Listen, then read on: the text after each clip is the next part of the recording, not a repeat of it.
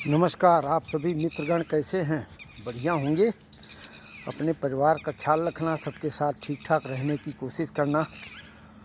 लोकसभा चुनाव का सीज़न आ गया है। 19 अप्रैल के बाद में वोटिंग शुरू हो जाएगी। आप किस पार्टी से संबंध रखते हैं, किस जाति धर्म से लगाव रखते हैं, ये एक अलग बात है। लेकिन वोट देते समय ये ज़रूर सोचना कि ज़िंदगी अगर बची हुई है तो हम सुरक्षित रहें, हमारी माँ बहन बेटियां भी सुरक्षित रहें।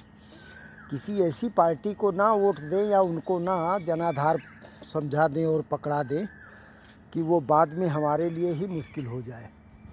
आज तो 2000 रुपये महीने सभी के खाते में देने का वो वादा कर रहे हैं, लेकिन ऐसा ना हो कि बाद में हमसे ही वसूली करके और अपना खाता भरना शुरू कर दें।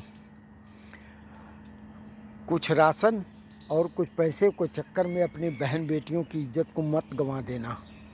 ऐसा ना हो कि बाद में पछताना पड़े। थोड़ा सोच समझ के तब कुछ करना। सभी राजनीतिक पार्टियां बहुत अच्छी नहीं हैं, सब में कुछ ना कुछ कमी है, लेकिन कुछ ऐसी भी हैं जो देश हित राष्ट्र हित में कुछ ना कुछ ज़रूर करती हैं। हाँ, ये परेशानी ज़रूर रही कि रोज़गार के लिए भी जो केंद्र की बीजेपी सरकार है वो भी बहुत अच्छा कुछ नहीं कर पाई, लेकिन वो भी तो अपने फ़ायदे की सोचते हैं। मशीनरी का इतना ज़माना हो गया है कि 50 आदमियों का काम कोई एक मशीन ही करती है। धीरे धीरे उनकी ही छटनी शुरू हो रही है। इंसान को सबको सरकारी नौकरी चाहिए, क्योंकि सरकारी नौकरी में ये गारंटी है कि आपको वेतन पक्का मिलेगा। आप कुछ काम करो या ना करो, खूब भ्रष्टाचार करो, कोई काम मत करो, लेकिन सरकारी नौकरी का फ़ायदा ये है कि आपको वेतन मिलता रहेगा। इसीलिए हमें लगता है सरकारी नौकरी की तरफ लोग बहुत दौड़ रहे हैं। प्राइवेट में भी अच्छे अनुभवी लोग हैं, जो पढ़े लिखे लोग हैं, वो अच्छा पैसा कमाते हैं, लेकिन प्राइवेट में तो काम करना पड़ेगा। आप अपना स्वयं का कोई भी रोज़गार कर लो, उसमें भी कुछ काम करते हो तो कुछ आपको 200-400-500 रुपये प्रतिदिन की कमाई हो सकती है। जो ठेला लगाते हैं, जो सब्जी बेचते हैं, कुछ भी करते हैं, अपनी ज़िंदगी चलाने के लिए जो छोटा रोज़गार कर रहे हैं वो कुछ कम नहीं है। अब अपनी ज़िंदगी भी चला रहे हैं, स्वयं से आत्मनिर्भर भी हैं। लंबे चरण तक वोटिंग होगी, 4 जून को फैसला आएगा। जो होगा वो तो निश्चित है, केंद्र में तो बीजेपी की ही सरकार आएगी, क्योंकि दूसरे वाले जो भाई साहब हैं, पप्पू वाली पार्टी, उनका न्याय पत्र निकला है, आपने देखा होगा। उनको हिंदुओं से ही सबसे ज़्यादा तकलीफ़ है। अल्पसंख्यक के लिए पता नहीं क्या क्या कर देना चाहते हैं।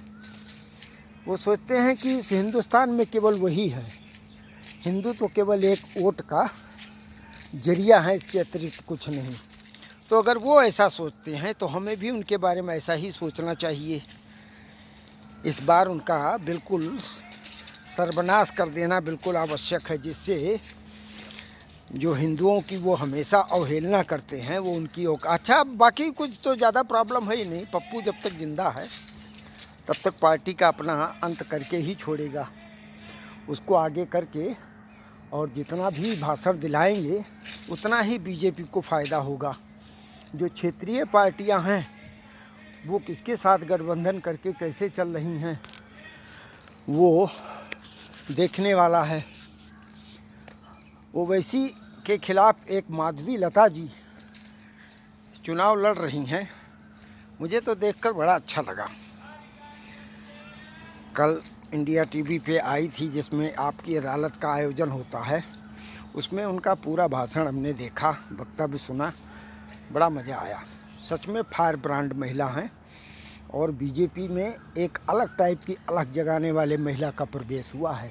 उनका राजनीति से कोई मतलब नहीं है, लेकिन बीजेपी ने अपने आप ही उनको ओवैसी से लड़ने के लिए कैंडिडेट खड़ा किया है।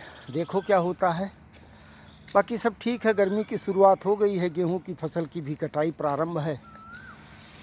जो किसान भाई हैं वो अपना ख्याल रखना, घर से और खेत तक जो कार्य करते हो वो इस तरह सुरक्षित करना कि अपने आप से बचाव रहे, खेत का नुकसान ना हो और खुद का भी नुकसान ना हो। थ्रेसरिंग करते समय कई लोगों के इस तरह से घटनाएं हो गई हैं कि उनके हाथ पैर तक गंवाने पड़े। बस ठीक है, आज कुछ लंबा हो गया, ज़्यादा बातचीत हो गई, यहीं विराम को देता हूँ। फिर 15-20 दिनों के बाद में आपसे बातचीत करेंगे। अपना ख्याल रखना, स्वस्थ रहना, खुश रहना। घर के मालिक हो तो अपने परिवार का पूरा ख्याल रखना, भाइयों के साथ बन के रहना, माता पिता का ध्यान रखना। जय हिंद।